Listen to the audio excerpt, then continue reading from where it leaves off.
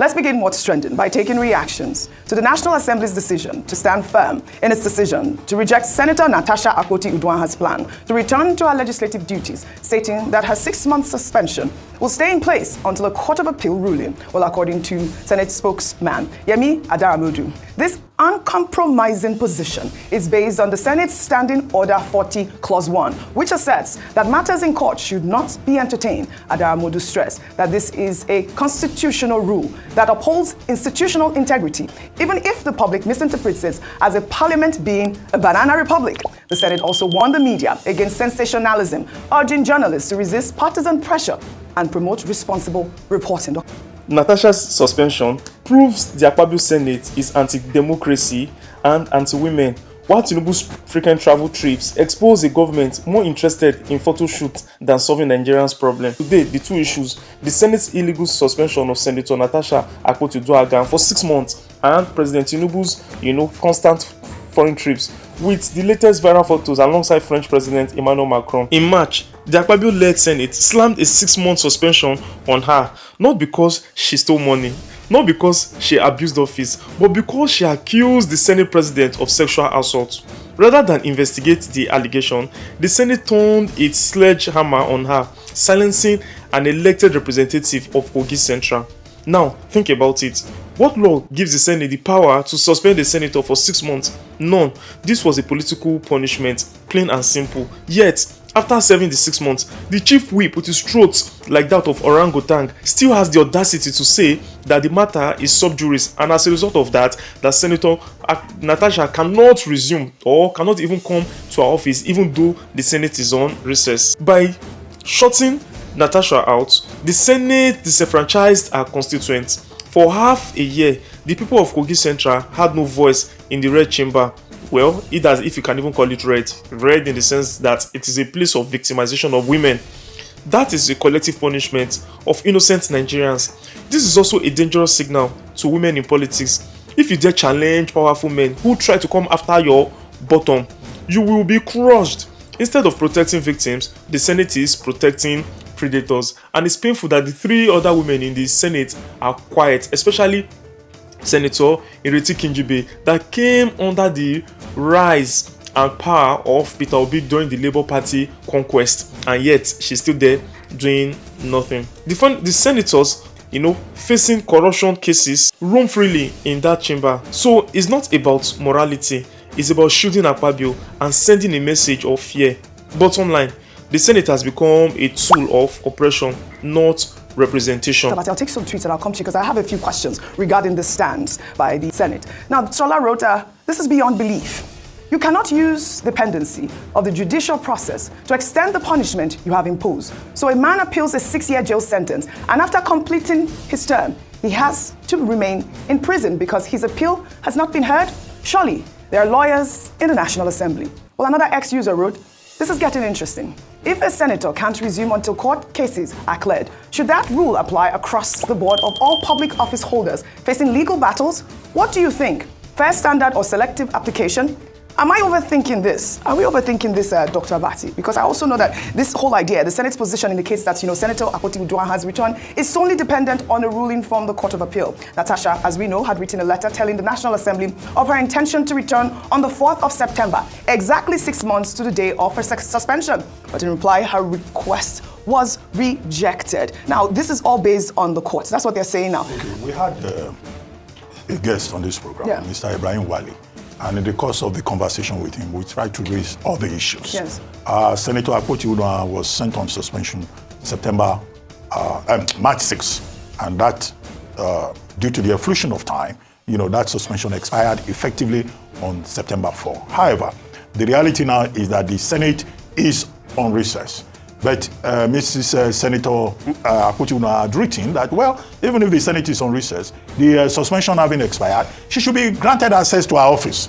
Because after all, when the Senate returns, she should have access to her office. There are projects, there are bills she's working on. She can, if she so likes, have access. It was on the basis of that the clerk of the National Assembly then said, oh, there are matters that are still pending in court. Well, I don't think that the clerk of the National Assembly has the authority to determine who comes back to the National Assembly or not. And that is why the leadership of the National Assembly should quickly look into this matter and take a decision. However, if they are going to go by what the clerk of the National Assembly has said, that there are cases at the level of appeal in court, and that those cases to go over them will amount to contempt of court, that it will be subjudicial because you will need the courts to take a decision one way or the other. Now, if you look at that, it looks like the case can go on forever. And that was why I referred to the point made by Justice Binta Nyako when she was looking at this same matter, when she said that, look, if you suspend somebody for over 180 days, which is the total number of time that a Senate sits in a year, they're high about the people that she's representing. The people that will have been short-served, that will have been shortchanged, that will have been denied the right to representation will be, a constituents. And I think that is an important point. And on the basis of that, Justice Nyako advised that, look, the Senate also has the responsibility to look at its own rules and see that in trying to accuse any of your members for gross misconduct, that was the allegation, gross misconduct, that's what they said. You don't then deny the people who have their representatives in power. I think the leadership of the Senate should look at all of this and see how we can move beyond this particular matter, because it's embarrassing. It is quite not embarrassing. Just to ordinary people, but also within the Committee of Parliamentarians. There's something they call the International Parliamentary Union, IPU. That's the abbreviation. And I hope that they will find a way of resolving this matter so that we can all move forward. I'm not sure you answered the question I asked, what your opinion was about whether after serving her 6 months suspension, whether you feel it's right to just extend with the court. Did you answer me? No. Nobody has said they are extendable. No, it appears what the clerk said is that there are matters in court. But I also said that it's because she can't resume, that's what I'm asking. The clerk is not the final authority. And two, I said the Senate at the moment is on recess. They are not coming back until September 23. Now, they have the window to look at this matter. Maybe when they come back on September 23, it's a matter that they can discharge because we don't need this distraction. All right. Well, I just want to point out the hypocrisy of the Senate as regards Natasha matter in less than 1 second. Okay. The Senate is now claiming that the case is in court, so Natasha should not return because the case is in court, right? The clerk. The clerk of the Senate, speaking for the Senate. We don't know whether it was authorized. Like I just read, reiterated that point. It was authorized because it was in reaction to Natasha. But we have a spokesperson who actually said Let me give you well. empirical facts that the Senate is hypocritical, and this is an attempt just to stifle the voice of Senator Natasha Akpoti.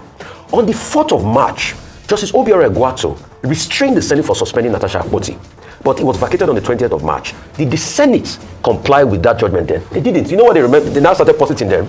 The Senate started saying that the court cannot come and intervene into the Senate matter.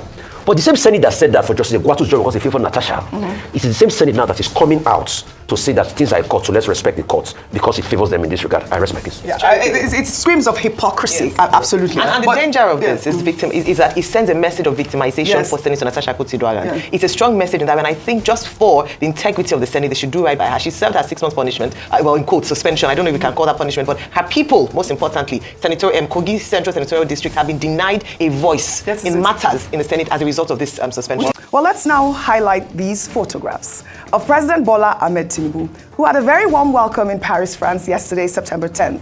These newly released photographs showing President Tinubu smiling and shaking hands with French President Emmanuel Macron were taken at the Élysée Palace. The president is in France as part of his 10-day working vacation. In a post on X, Tinubu stated that he had a productive lunch with the French president, adding that they both reviewed key areas of cooperation between Nigeria and France and agreed to deepen their partnership for mutual prosperity and global stability. So, once again, our president of grab it, seize it, run away with it by any means possible, win an election, President Bola Ahmed Tinubu has, gone to France, smiling for viral photos with Emmanuel Macron, a democratically elected person who didn't come there by the mentality of grab it, snatch it, take it by any means, Nigerians saw these images, but what Nigerians didn't see is any results. The truth is, Tinubu spent more time abroad than at home.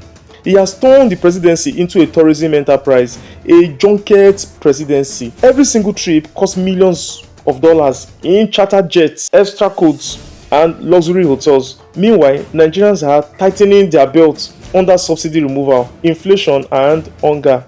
And what do you get in return? Photos. Nigerians can't eat food. What they can eat are now photos. Viral images won't strengthen the naira or bring food to the table. This is also a matter of leadership presence.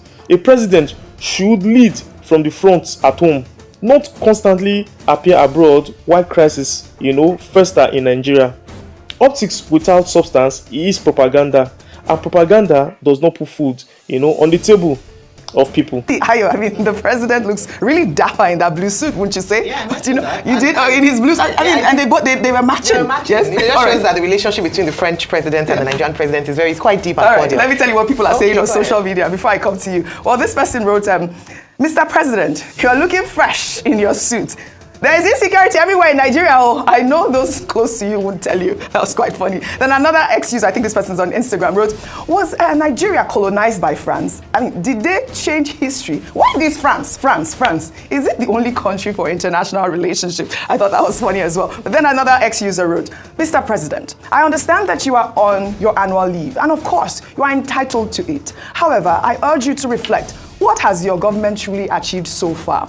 We have 36 states and the Federal Capital Territory. Would it not be more ideal for you and your cabinet to focus on fixing the country so that you and every Nigerian can travel locally and enjoy the infrastructure you put in place rather than going abroad? What value does such foreign travel add to your legacy? And of course, you know that these sorts of questions will always come up when we see the photographs of the president out there. And of course, Nigerians will react in this manner. Also, many things. And thank you for bringing out these salient points. Yes. Earlier on, when we talked about the picture, I had made the comment that the president looked healthy, and that he went for that. He actually does. He does look. He looks really nice. So Nigeria's money is working. Because no, it's true. Because to a very large extent, we pay for a lot of the enjoyment that the president, the good side. He also works hard, so that's part of his benefits as president. So yes, Nigeria's money is working. But I made a statement. Woman leader. No. But I made a statement. Money is never too much. Is it true? It's never. Even I hope it was the money used for the trip. I think the money used for the trip. If you can tell me that because he has so much money, was his own personal funds that funded this trip, then we can say that. You want EFCC to investigate the source of his suit.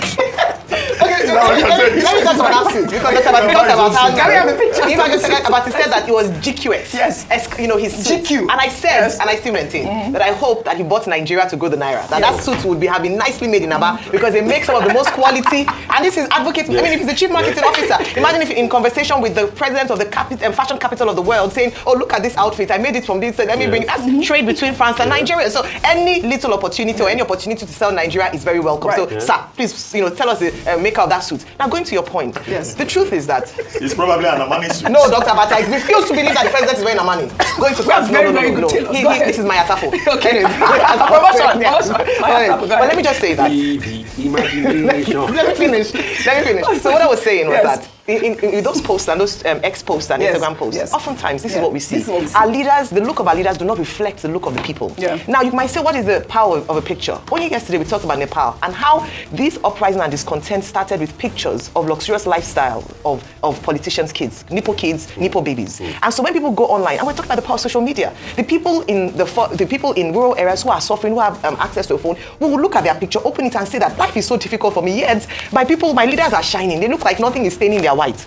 This is what caused and what was brewing under when the conflict in Nepal started. I'm just saying that it might look like it's a joke, but it's very true. Right. If people continuously see that, our leaders look good, they're traveling abroad, they have access to good quality healthcare, access to infrastructure that we are deprived of at home, it will brew discontent. So while I agree that the president has a right to go on holiday, go abroad, even though I still advocate that there are nice places at home he can go to, there's a point to be made about make your own country better. The world is becoming more intolerant to foreigners, to migration. And so let's fix our country so that we don't need to be lining up or queuing at embassies to get visas to go abroad when we can actually make our country better. So good thing President Tinubu is abroad. So I hope he can learn, see a few things in France that is nice and can come and replicate in Nigeria or even do better. Well said. He's also going to the UK as well. So I'm sure that we'll see some pictures from the United Kingdom as well.